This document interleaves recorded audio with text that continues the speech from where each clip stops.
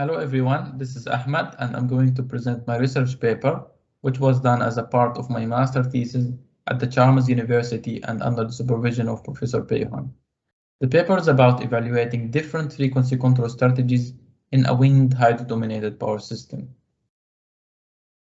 The power system considered in this paper is the Nordic synchronous area, and the Nordic synchronous area is undergoing a paradigm shift in its generation technologies.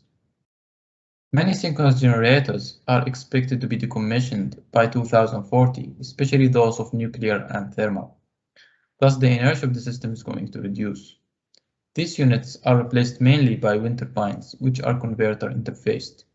Thus, they do not contribute to inertia in their normal control settings. Hydro turbines are the main resource of frequency containment reserve in the Nordic synchronous area. However, with the expected reduced inertia in the future, they may not be able to maintain the frequency stability anymore. Therefore, system operators have recently introduced a new ancillary service, which is the fast frequency reserve provided by converter interfaced units, and wind turbines are one of the potential candidates for that. Frequency event, wind turbines would cover for hydro at the beginning and thus mitigating the first frequency dip. However, wind turbines need to restore their maximum power point tracking by absorbing power from the grid. This may lead to a second frequency dip.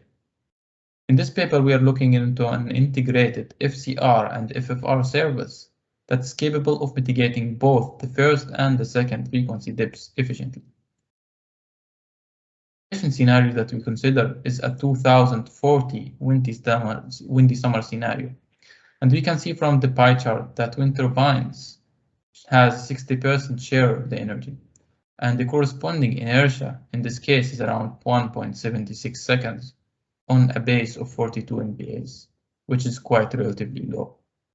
And to make the scenario much worse, we apply a diminishing disturbance, which is the tripping of a nuclear unit that has a 1.3 gigawatt capacity.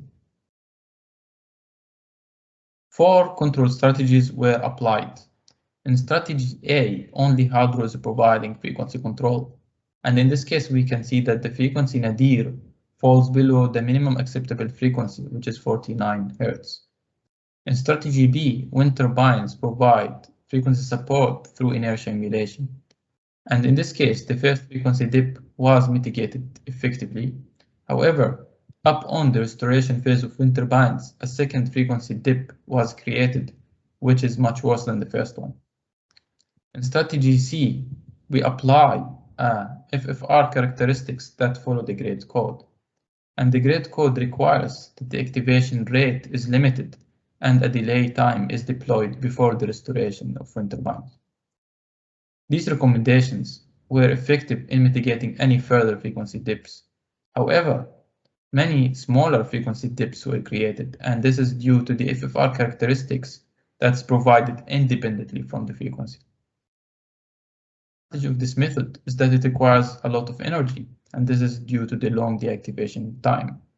This can be seen in the rotor speed, which has the largest deviation compared to other strategies. If we apply wind turbine frequency support through inertia emulation, similar to strategy B, however, this time we coordinate with hydro. When wind turbines need to deactivate or reduce their power, they send a communication signal to hydro, and hydro increase the ramp rate in order to compensate for the reduced power. And this was very effective in mitigating the second frequency dip. Also, in saving the energy of the wind turbines, and we can see that the rotor speed deviation is the lowest among other strategies. Two main strategies were applied to mitigate the second frequency dip. The first one follows the grid code, and the second one utilizes coordination with hydro. If wind turbines provide FFR according to the grid code characteristics, there is a risk that wind turbines run into stall, especially under low wind speed conditions.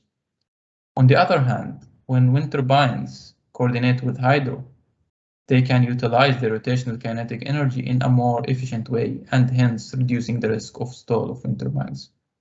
Thank you for listening.